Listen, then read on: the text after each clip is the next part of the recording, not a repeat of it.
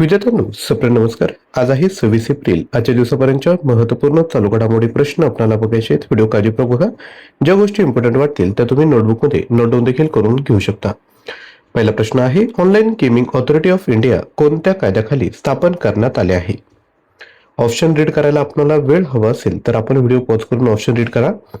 याचं जे योग्य उत्तर आहे ते आहे ऑप्शन क्रमांक B, promotion and regulation of online gaming act 2025. Bharat सरकारने ऑनलाईन गेमिंग सेक्टरसाठी promotion regulation of online gaming act 2025 अंतर्गत OGAI ची स्थापना केली. ही संस्था 1 मे 2026 पासून पूर्णपणे कार्यरत होईल. उद्दिष्ट, रिअल मनी गेमिंग, फॅन्टसी स्पोर्ट आणि ई स्पोर्टसाठी एक स्ट्रक्चर्ड आणि ट्रान्सपरंट प्रणाली तयार करणे. कायद्याची वैशिष्ट्ये संपूर्ण भारतात लागू आहे. विदेशी ऑनलाईन गेमिंग सर्व्हिसेसवरही लागू असेल. तर लक्षात घ्या, ही जी संस्था आहे, nodal ministry of electronics and information technology OGAI हे डिजिटल ऑफिस म्हणून कार्य करेल. प्रमुख ऍडिशनल सेक्रेटरी जे मिनिस्ट्री ऑफ इलेक्ट्रॉनिक इन्फॉर्मेशन टेक्नॉलॉजीचे ऍडिशनल सेक्रेटरी आहे त्याचे प्रमुख असतील. यामध्ये 6 सदस्य असतील. Home affairs, financial services, IB, sports आणि लीगल अफेअर्स मधील मंत्रालयातील अधिकारी असतील. पुढील प्रश्न, आंध्र प्रदेश उच्च न्यायालयाच्या पहिल्या महिला मुख्य न्यायाधीश म्हणून कोणाची नियुक्ती झाली आहे? तर या आहेत ऑप्शन क्रमांक डी, न्यायमूर्ती लिसा गिल. न्यायमूर्ती लिसा गिल यांची आंध्र प्रदेश उच्च न्यायालयाच्या नवीन मुख्य न्यायाधीश म्हणून नियुक्ती करण्यात आली. त्या आंध्र प्रदेश उच्च न्यायालयाच्या पहिल्या महिला मुख्य न्यायाधीश ठरल्या आहेत. त्यांनी धीरज सिंह ठाकूर यांची जागा घेतली.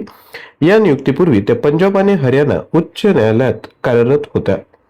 लक्षात घ्या, ही जी नियुक्ती आहे ती भारतीय राज्यघटनेच्या कलम 217 आणि 222 अंतर्गत करण्यात आली आहे. कलम 217 काय आहे, तर उच्च न्यायालयाचे न्यायाधीश, मुख्य न्यायाधीश सहित यांची नियुक्ती राष्ट्रपती करतात चीफ जस्टिस ऑफ इंडिया आणि राज्यपाल यांच्या सल्ल्यानंतर. आणि कलम 222 काय आहे, तर उच्च न्यायालयातील न्यायाधीशांची बदली, ट्रान्सफर राष्ट्रपती चीफ जस्टिस ऑफ इंडियाच्या सल्ल्याने करतात. आता अलीकडे जे मुख्य न्यायाधीशांच्या नियुक्त्या झाल्या आहेत त्यावर एक नजर टाकूया. झारखंड उच्च न्यायालय न्यायमूर्ती महेश शरदचंद्र सोनक. केरळ उच्च न्यायालय न्यायमूर्ती सोमेन सेन. पटना उच्च न्यायालय न्यायमूर्ती संगम कुमार साहू. मेघालय उच्च न्यायालय न्यायमूर्ती रेवती प्रशांत मोहिते डेरे.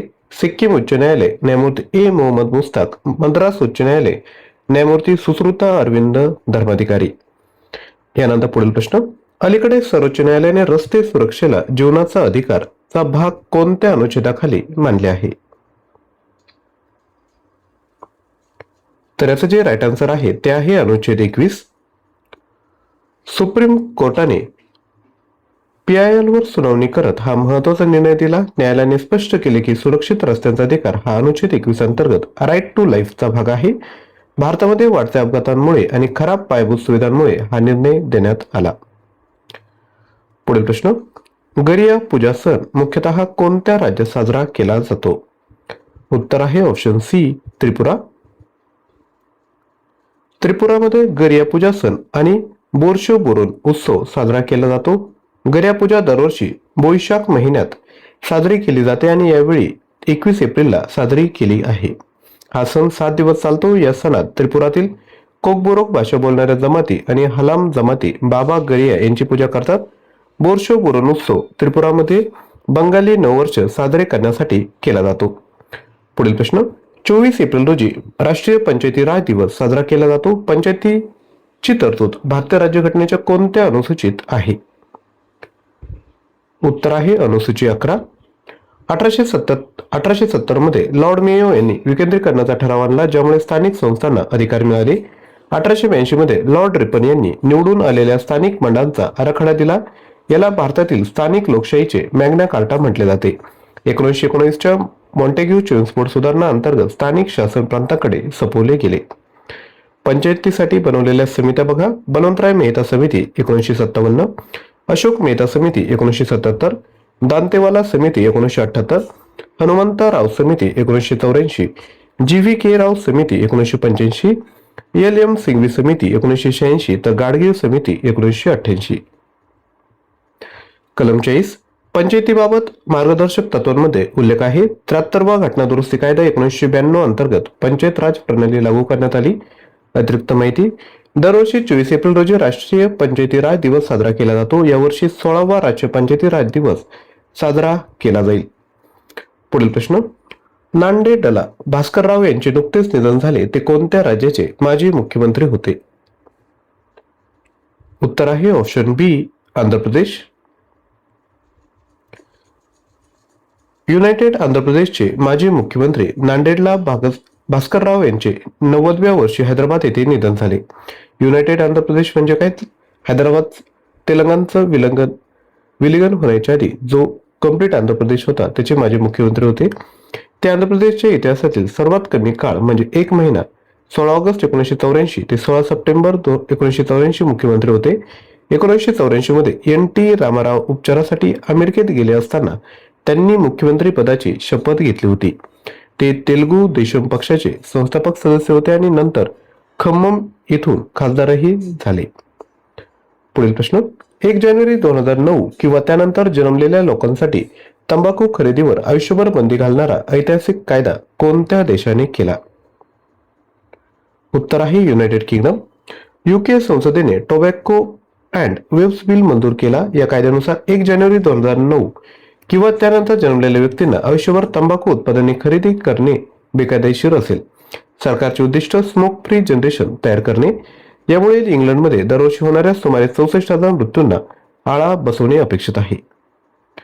पुढील प्रश्न, ऑस्कर ऑफ सायन्स म्हणून ओळखल्या जाणाऱ्या ब्रेक थ्रू प्राइज 2026 कोणाला देण्यात आला? उत्तर आहे ऑप्शन सी, फ्रँक मर्ले यांना देण्यात आला.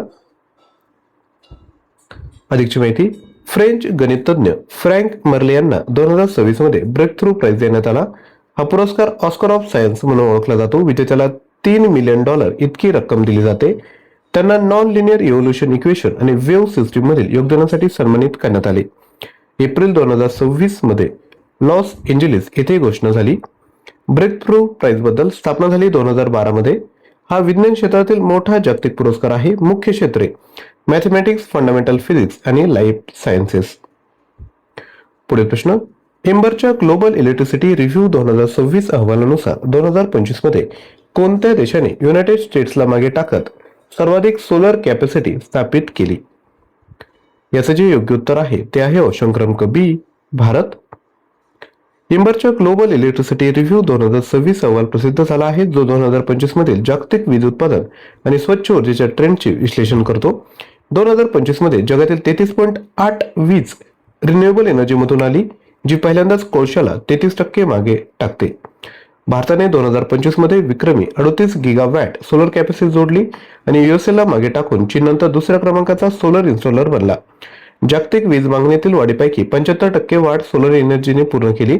भारतात सोलर एनर्जीने हायड्रो इलेक्ट्रिक पॉवरला मागे टाकून सर्वात मोठा क्लीन एनर्जी स्रोत बनला. जागतिक सोलर कॅपॅसिटी वाढून 50% पेक्षा जास्त योगदान चीनचे आहे. भारताची total non fossil capacity 283.46 gigawatt, renewable energy 274.68 gigawatt, तर फायनान्शियल 2025-26 मध्ये 55.29 गिगावॅट क्षमतेची भर पडली. पुढील प्रश्न, मूडीज रेटिंगने ग्राहक मागणीतील घट आणि वेस्ट एशिया संघर्षामुळे फायनान्शियल इयर 27 साठी भारताचा GDP वाढ दर 6.8% वरून किती केला?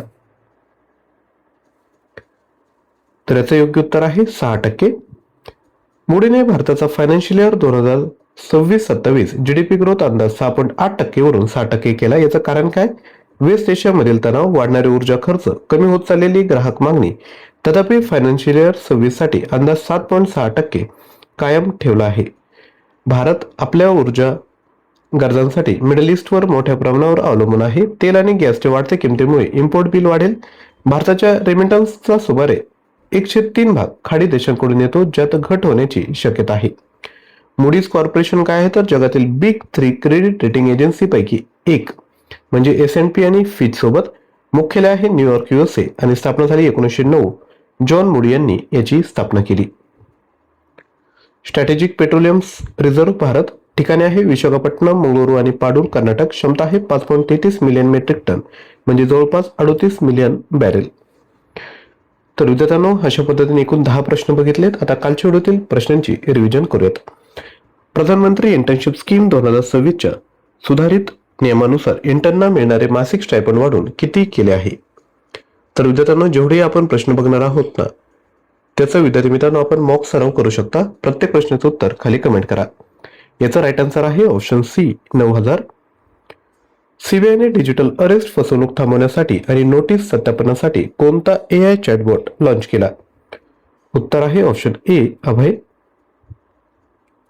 पुढील प्रश्न, कोणत्या भारतीय खासदाराला ब्रिटिश संसदेत ग्लोबल ग्रीन आयकॉन पुरस्काराने सन्मानित करण्यात आले? उत्तर आहे option B J Santosh Kumar.